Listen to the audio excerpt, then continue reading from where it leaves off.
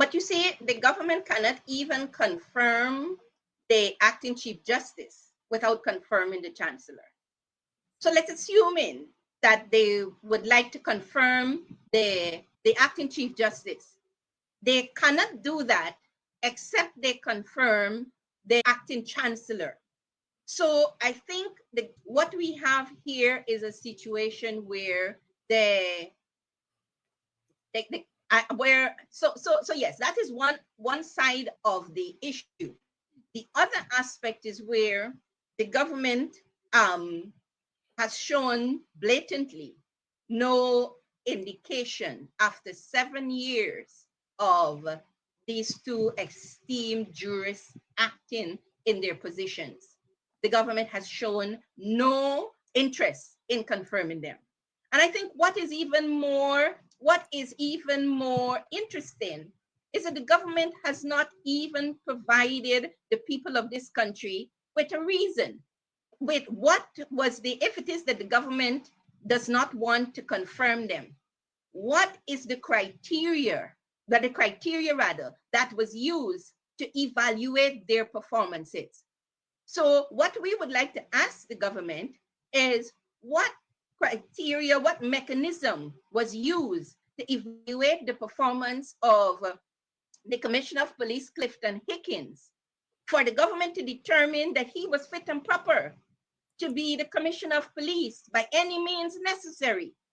And what is the mechanism that is being used to determine whether the government confirms the Chief Justice and the Chancellor of the Judiciary?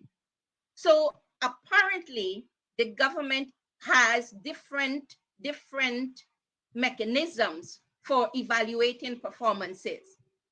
And so I think what the protests that we've been having and the awareness that we are trying to create, and it's more than awareness, it's also raising the level of consciousness also that the government must not and cannot anymore think that they can come to the people of this country and say, we do not want the acting Chancellor in this position. We do not want the acting Chief Justice in this position, and we're going to remove them. No, we must say why. And you're not going to move them until you tell us why. And you're not going to remove them until you say to us that these are the criteria, this is the mechanism that was used to evaluate their performances. What we would also like to see is what is the criteria that was used in the selection process for, let's say, perhaps because if they're removed, the government has to find other persons to be replaced in those positions. So the government must have some kind of a mechanism to determine suitability for their successors.